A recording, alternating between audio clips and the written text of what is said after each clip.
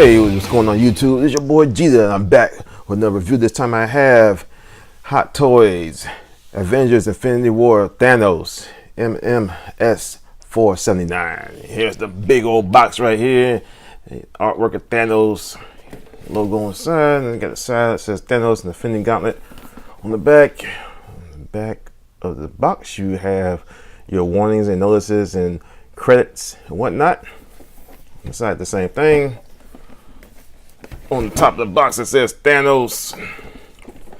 In the bottom it says Avengers Infinity War, and off the box goes. And inside the box you get his accessories. You get the display base right here. Looks very nice, and it has like the groundwork of the planet Titan. They're fighting in the movie, and if you can remove this also. And it reveals the Avengers Infinity War logo right there, and got the Thanos plate right there. It has the display post, and depending on which groundwork you want to display this stand with, you can put that in. You take your little adjustable cradle for its crotch, and you slide it on down. If you get a little bit too tight, you can adjust the screw that is in this. That's on the side right there. Cool. Two alternate right hands. One kind of like a clutching hand, and the other one's a relaxed hand. You see the detail going on through these hands. Got the fingernails going on, and you got the shading and whatnot throughout the hands, both hands.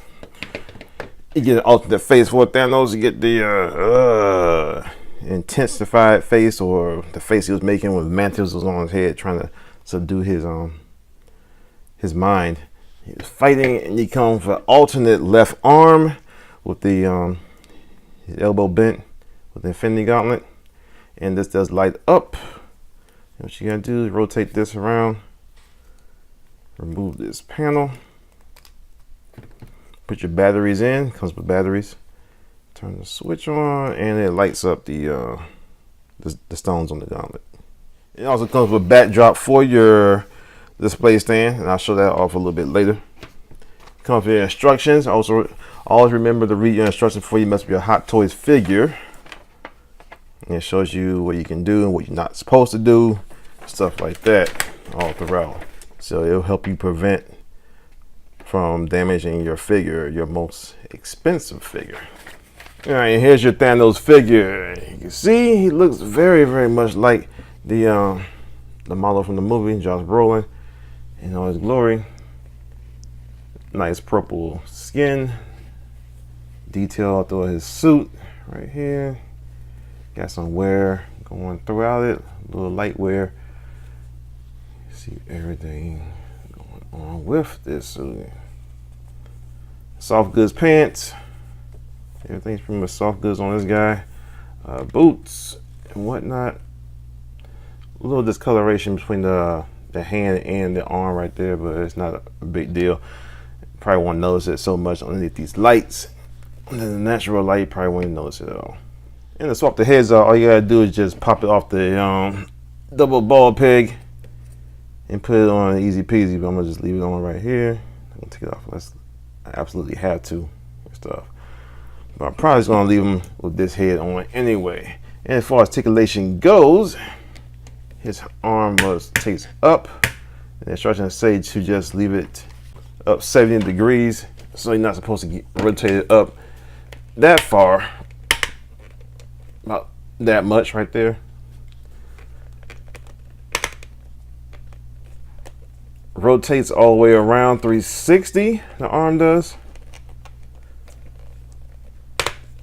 No bicep rotation. Again, like I said, this is a soft, like I can't forget the name of it, like a latex skin over like a skeleton. You can bend the elbow on the glove hand, but it's recommended not to really do that, and it doesn't really look that good doing it. As you can see, that skin kind of bunches up right there, so you probably just best off just not doing that. So it doesn't really look that well, and you're not supposed to really bend it that far anyway. But you can bend this arm if you want to, and again does the same thing right there. It bunches up right there, and be careful not to hold it in that pose for a very long time because you can end up damaging the rubber skin up top. Rotates at the wrist right here, flexes. I think it's on a double ball hinge, a double ball joint. I'm sorry. The gauntlet itself, it rotates right here. Rotate at the wrist. It is on a kind of like a ball joint. It's like a light. So yeah, pull it off, and you can enter swap these hands if you want to, along with the arm itself. Oh, and this is on a hinge right there. You can see. And it lights up also. Just open up this panel. Flip the switch. And it lights up the stones on his hands. You can see. There you go. And all 6 gems are lit up. The green one is not as much. I guess it depends on what angle you're looking at. You see how well it's lit up also. I'll leave it on for right now. But the hand itself, you cannot close into a complete fist. You can. There's one bend at the top knuckle on the hand.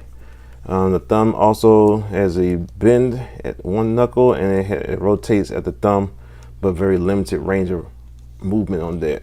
But you don't really need all that articulation on the glove, especially for a hot toy. As far as the legs go, you can go out to the side. It's recommended to do about 45 degrees at the legs, so you're not trying to do super duper Van Damme splits or nothing like that. And you also be mindful of your pants. You don't want to end up ripping them in no such way. They are ratcheted. His hips are ratcheted. And get them out to the sides, whatnot. 70 degrees recommendation for the leg. Also use caution. You don't want to rip your pants or stuff like that. The soft goods, and also ratchet it going forward. You do get rotation at the groin, so you can rotate the leg a little bit. He does have toe articulation. Can go up a little bit, well, not toe articulation, but foot. But you can go down. Be careful, you don't pop out the ball joint and stuff like that. So, and he does have a little bit of a ankle rocker, but it gets kind of hindered because of these. And swap up the arm. All you gotta do is just pull it out like so. You didn't see that because it wasn't on the camera. So they pulled it out. And you got a big old ball joint, and you can see in there it's a little bit lubricated on the inside of that joint. And you just do is plug it in like so. And the arms are ratcheted because he's a heavy boy. Oh yeah, make sure when you rotate the arms, you move his arms away from his garment so it doesn't cause any rubbing onto his skin. And you pull it back in, get it in pose, like so. Okay, let's go ahead and do some size comparisons. Here he is with Infinity War Cap, and here he is with Infinity War Thor. Hey, one bit of articulation I forgot to show off is that his knees do bend, and they bend about that much, so it's not much of a bend. You can get a little bit more out of that. I think his clothes get in the way.